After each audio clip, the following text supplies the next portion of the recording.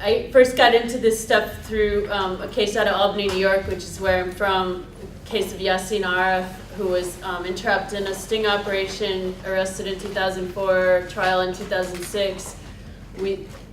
There was no evidence. He didn't even know anything illegal was going on.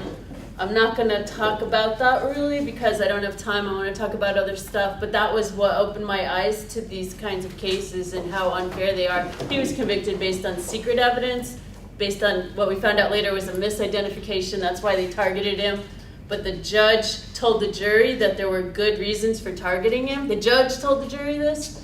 And so they were afraid to acquit him even though there was no evidence in the sting. Like he never said anything bad, he never did anything. Nothing, but he got convicted, got sentenced to 15 years. His time is up in October, and he's going to be deported back to Kurdistan in Iraq. But so after that case, Steve Downs was here, and I started, and some other people, we started looking at other cases and kind of studying this. And we started Project Salam in 2008, and then in 2010, the Coalition for Civil Freedoms that we're all from was started. And we started studying 300 cases in particular that the U.S. government said were terrorism cases, domestic terrorism cases. They were all Muslims. They were all convicted. And they said they were all terrorists. And so we were like, well, Yasin's on this list. We know he's not a terrorist. What about the other 299? Let's look at them. So we studied them pretty intensely, and we came up with a framework, actually, Steve came up with it, but it was based on the government strategy of preemptive prosecution. The idea that like Dick Cheney said, if there's a 1% chance that somebody might someday in the future decide to attack us, we have to go after them first. And so this was the strategy of the FBI post 9/11 in particular, to go after anybody they were suspicious of, and they were very suspicious of Muslims. So they went after these people based on their religion and or their political ideology, their political beliefs. So out of the 300 cases, we found that 72% were what we call pure preemptive prosecution. The people did not commit a crime at all. They were either entrapped and manipulated into a sting operation, or they were charged with material support for terrorism without any evidence of intent to support violence. But you can do that under the material support laws, or other things like false statements charges that then get the terrorism enhancement, so they get a longer sentence, like when they're talking to the FBI.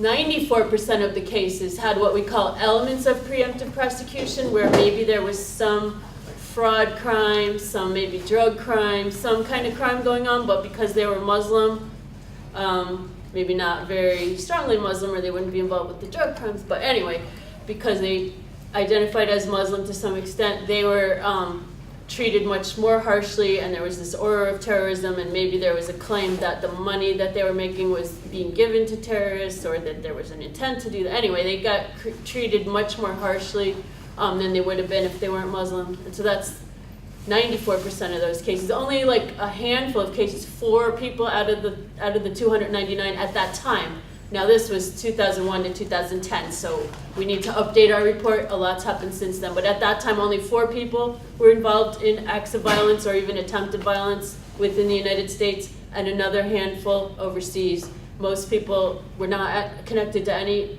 acts of violence, and yet they were called terrorists by our government. And so we studied that, but today I wanted to talk about the manufactured plots and thought crime and sting operations, like Ashley was talking about with her brother. And one of the worst examples happened here in New York City. The trial happened, but it was the case of the Newburgh Four. I don't know if you've maybe heard of it. It was a few years ago, probably 8 years ago now.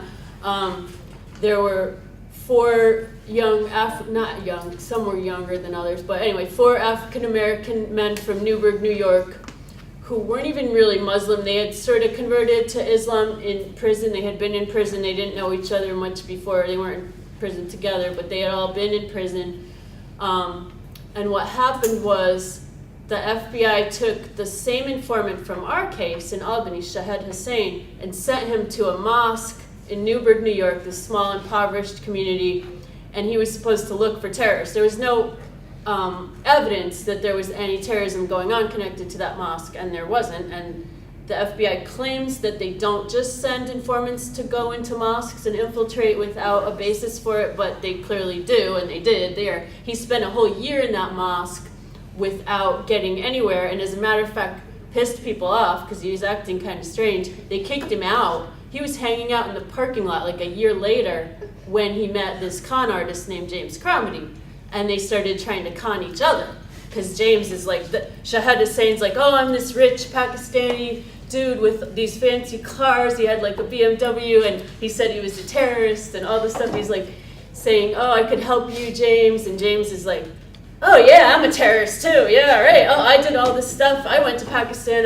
He didn't. It was all fake. Like he totally was lying, as he always intended to do. And so Shahid Hussein was like, oh good, I got a live one here. I can work with this. The FBI loves this kind of stuff.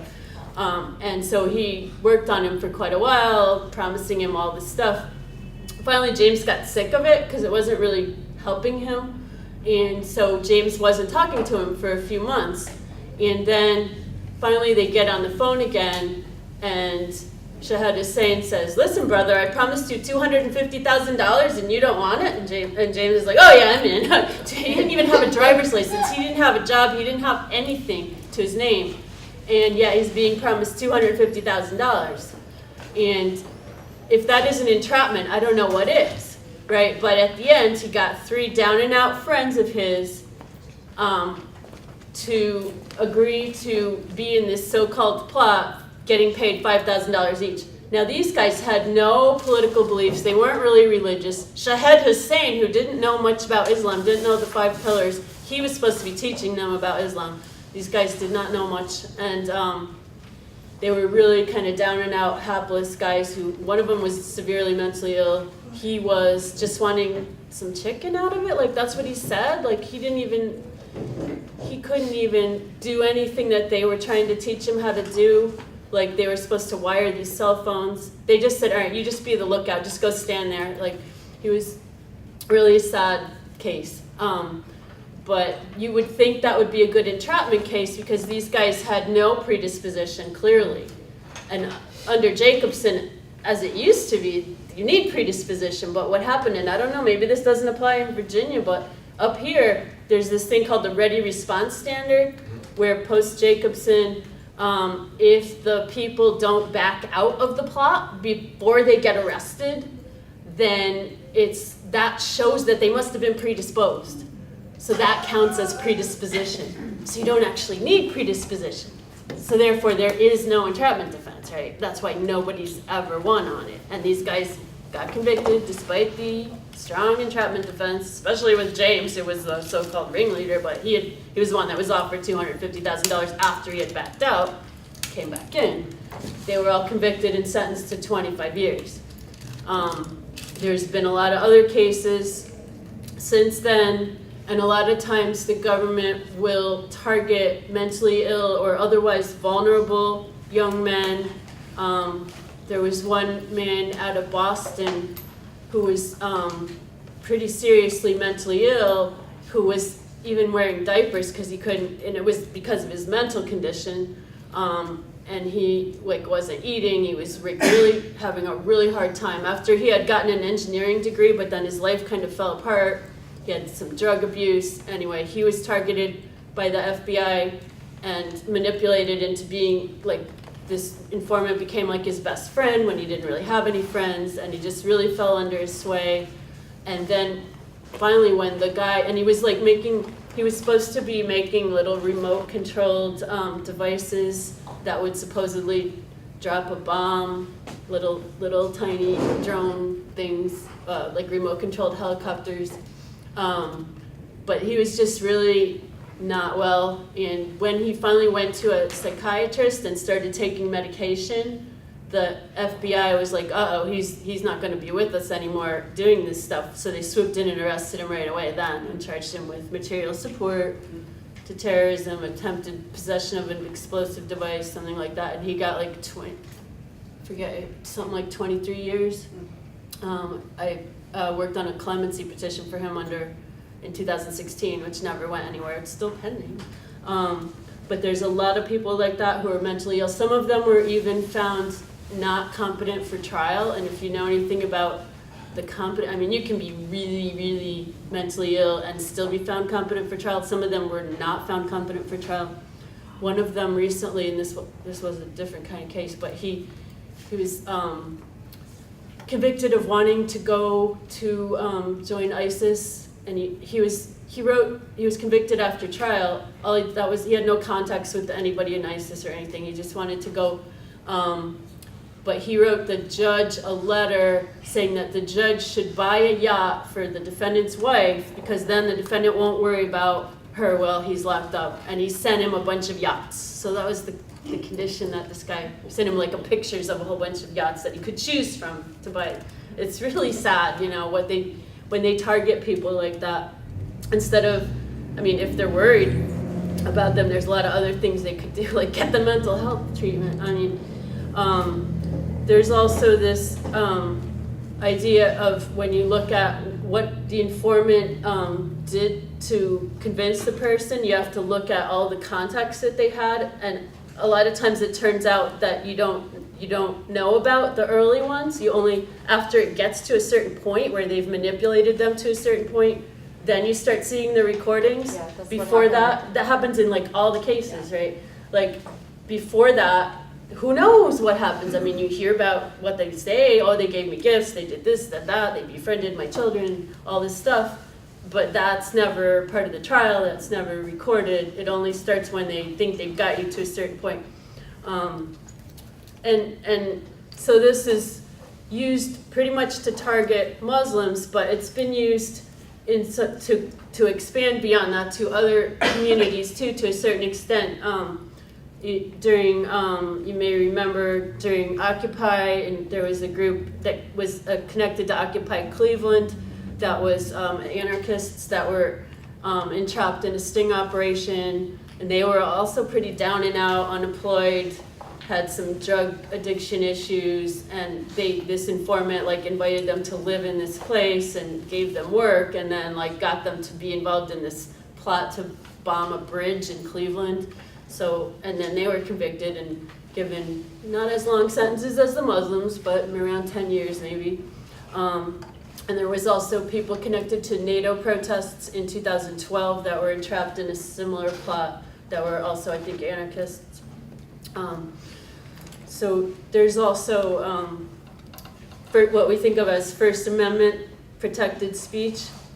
Doesn't apply too much if you're Muslim or otherwise, or African American. In this recent case, this guy who was called the Black Identity Extremist, he was on Democracy Now! The other day.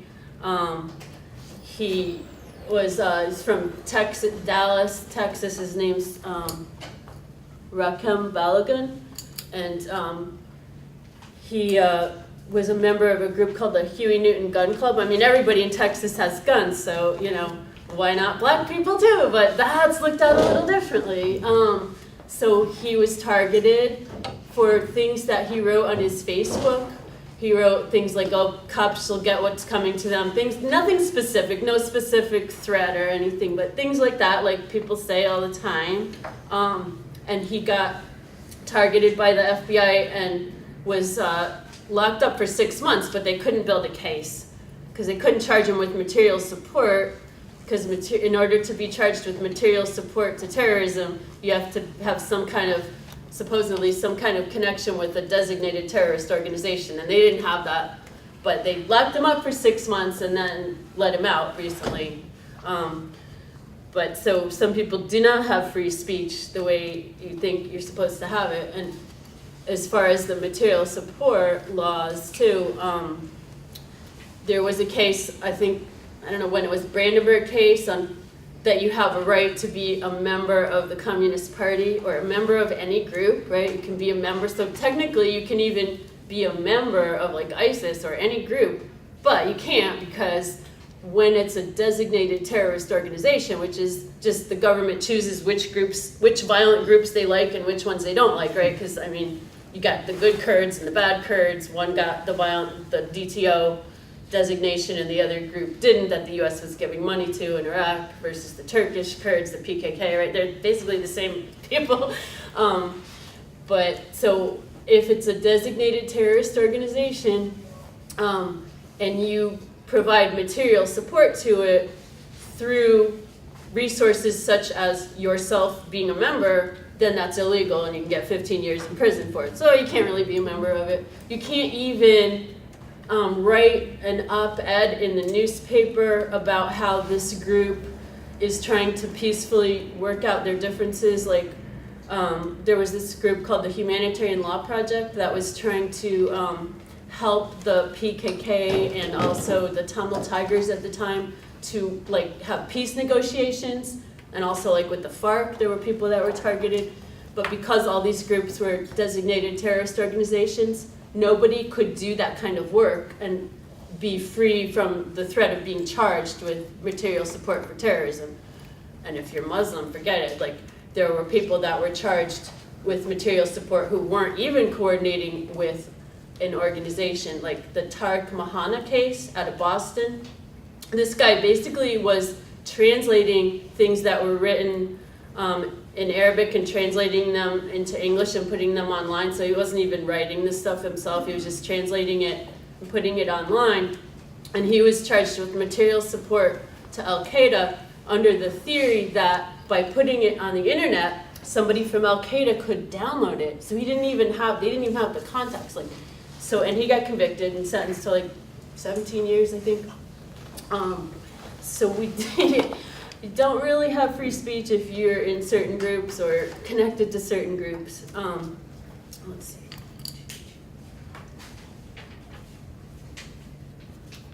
But, I wanted to mention a couple of movies, and then I'll probably stop because then we'll have more time. But about the Newburgh case, there's a documentary called The Newburgh Sting that you can find. It was on PBS. It's really good. It goes really into that case, and that was a really extreme example of a case under Preet Bharara, who now people talk about wanting him to run for Attorney General. Bad idea, but anyway. There's another movie that we were connected with called the Terror Movie, T with the T in parentheses. It's fantastic. By Lyric Cabral and David Sutcliffe. And it covers, it's really fascinating. It's fascinating. It's fascinating. It won a Emmy, I guess, whatever awards they get for. Netflix also. Yeah, and it's on Netflix. Yeah. You can look it up, but basically it films kind of an ongoing sting operation in Pittsburgh because Lyric, who we knew her from the Newburgh case. She was a documentary and photographer person. She ended up befriending this guy who turned out to be an informant for a long time, a former Black Panther who was an FBI informant. She found out he was. She talked him into going with him on his case and like filming him when she could, and so she was doing that without telling the FBI. Without telling the FBI, without telling us. We didn't know. We got contacted at Project Salam by the target, Khalifa al-Akili, who said, I think the FBI is trying to entrap me, because the informant that they sent in at the beginning, turned out to be the end, was Shahed Hussein from our case. And Khalifa was already suspicious, so I'm kind of giving away parts of the movie, but oh well, still watch it. He asked for Shahed Hussein's phone number, and he gave him this phone number, and he Googled it, Khalifa Googled it, and it was the same phone number he had in the Newburgh case. And what came up on the screen was the conversation with James Cromedy about offering him $250,000. And it had Shahed Hussein's picture, because we had his picture, it was in the New York Times. So Khalifa had proof, this is who this guy is. And so we totally blew the whistle on the sting, and we said, are you sure you want to go public with this? They're going to try to get you somehow. They're going to really get you. Oh, no, they can't get me. There's nothing they could get me on. Well, he didn't mention that he had a couple of prior felony convictions, and that he had gone to a public shooting range, which you wouldn't think would be felon in possession of a weapon if you go to a shooting range and then take a picture of it. But it kind of is under the law, as bad as the law is. So that's what they got him on. The sting fell apart. They told the informant that was with the filmmaker to get out of town. So they're driving up towards Albany when they get my email blowing the whistle on this from Khalifa that I sent to everybody. So Lyric gets this and she says, oh my God, this is great. Now we, basically because they were introduced to the target through us, through that email, she then started filming the target too. And the FBI didn't totally give up on it yet. It kind of fell apart, and they kind of did. But she was filming, I guess she might have even started filming him before that. But anyway, she's filming him too. He doesn't know she's filming the informant. The informant doesn't know she's filming him. It's a great movie to watch. You gotta see it.